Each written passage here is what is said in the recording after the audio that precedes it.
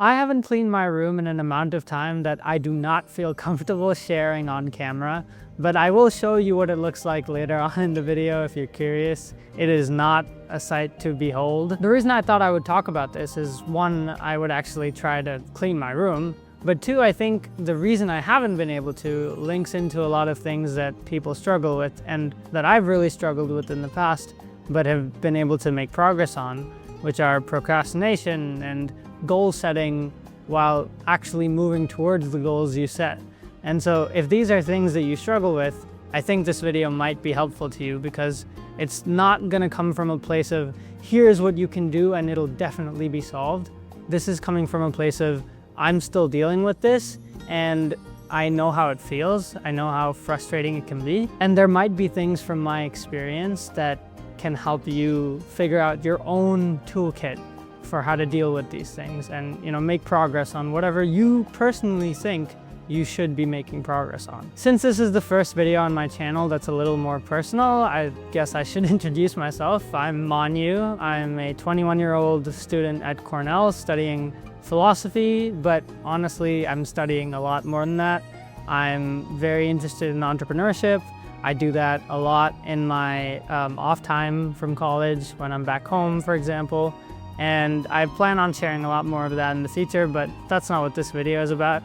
And so let's dive right into why I can't clean my room. From my perspective, the main reason, and you probably guessed this, is procrastination. But I want to dive a little bit deeper into the idea of procrastination and how it manifests in my life, so that maybe you can draw something from my experience. So I would divide procrastination into two buckets mainly for me.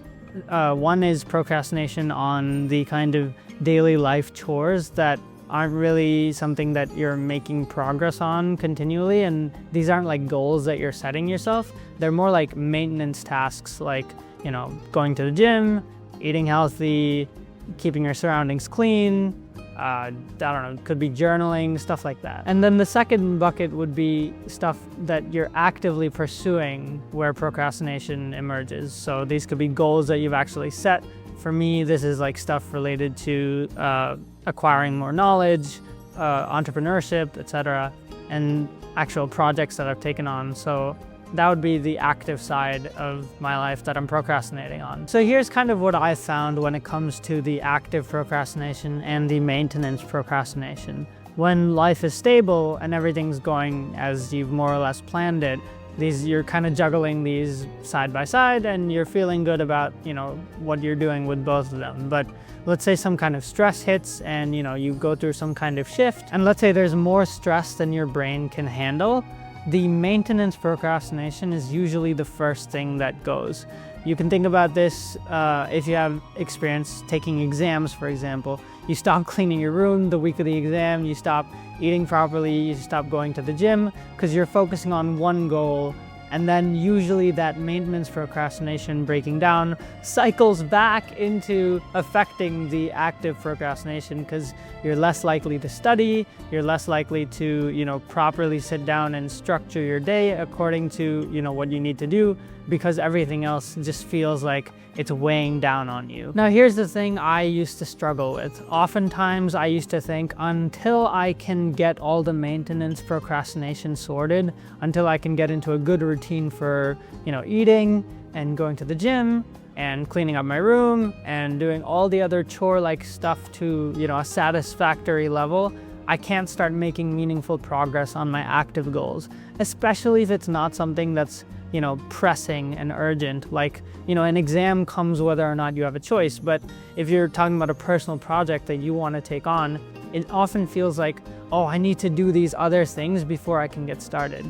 But the most meaningful progress I've made has been when I just say the maintenance stuff, I'll get to it if I can, but I'm not going to let it stop me from progressing on this active stuff. Whatever projects I've taken on, if I'm able to find the motivation to do them, I don't let the maintenance stuff get in the way of that. Now, I can't really give you great experiential advice on how to fix the maintenance stuff because it's something that I'm still struggling with, and I'll go through some theoretical ideas that should be able to work, but it's stuff that I haven't been able to successfully apply yet.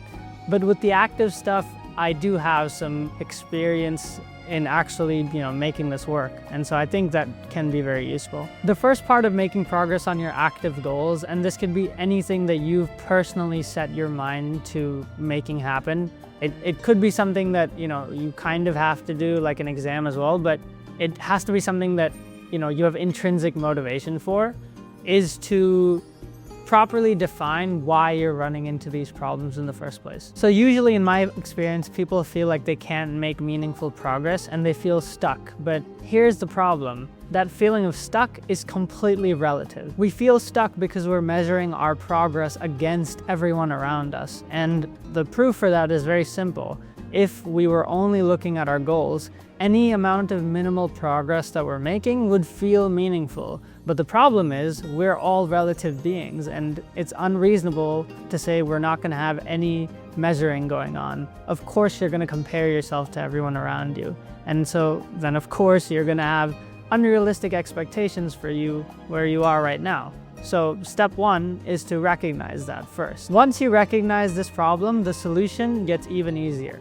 Okay, well, sorry, not easier, simpler. It gets a lot simpler, but it's probably not going to be easy. And the solution is to start, you have to debase yourself to the lowest possible level that you can manage. You have to define your own lowest step that you can take to move forward. And it can't be something that you're measuring against someone else. This means lowering the bar until movement is possible, not impressive. Instead of clean the room, it's put a couple shirts in a pile so that you can put them away tomorrow. Something like that. Instead of let's get shredded in 2 weeks, it's let's take a 10-minute walk to get the joints moving and the blood flowing through the body. This idea finds its roots within some of the fundamental schools of psychology. In fact, the father of humanist psychology, Carl Rogers, has one of my favorite quotes, which goes something like, "I've found that once I accept myself, I can change." And what that means is something very, very key. All it means is once you can accept your current state, like this is the level that I am at right now, it becomes a lot easier to take that first step. But most people aren't willing to look at themselves with a fair lens and say, I have to start here.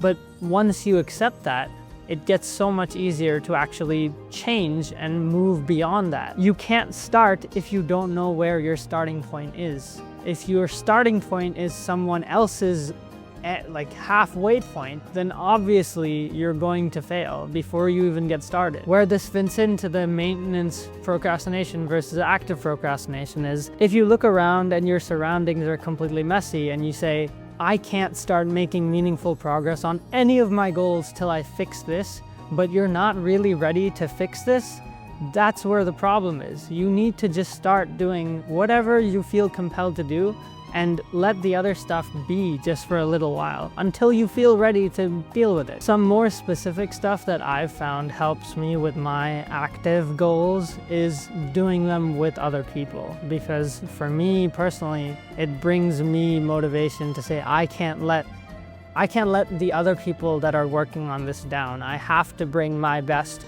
so that I don't let them down. It gets a lot easier to hold myself accountable when there's someone else involved, but that doesn't mean it'll necessarily work for you.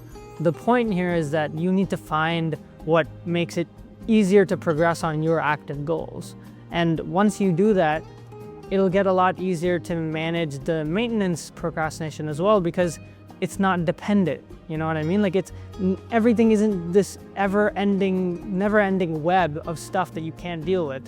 You're making progress on the active goals, which I am, and one day you'll just sit down, want to make a video and say, hey, I'm gonna clean my room this week, which brings me to the room. Here's the footage.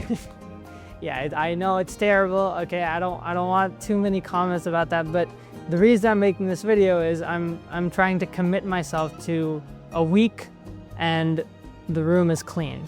And so maybe I'll make a follow-up or something, but I'm doing it for myself, right? And so a week, and then I'll try to make the room clean step by step, not trying to do everything all at once and then just fail. And one last thing I'll say is it can sound very easy for me to just sit here and talk about all this, but I do understand that it gets difficult for anyone to move I have a lot of stuff going on in my life right now, and I'm sure you do as well. But all we have to say is, hey, I have a situation going on here. What's one step I can take tomorrow towards my active goals? After doing all the steps I outlined, making sure you know where you are currently and what you can manage. But everyone can manage something, and it's on you to determine what that is. And so, like for me, it's gonna be, putting a couple shirts in a pile and waiting till I'm ready to take that pile and put it in a drawer. What it is for you, that's on you to decide. Moving forward, I'm gonna try to be a little more consistent with uploads and try to make more personalized content that's about stuff I'm actually doing in my life, and maybe a little more raw and unfiltered, like this one. And so if you're looking forward to that, please, keep that in, honestly. If you're looking forward to that, like and subscribe, and I'll see you in the next one. Thank you for watching, and peace.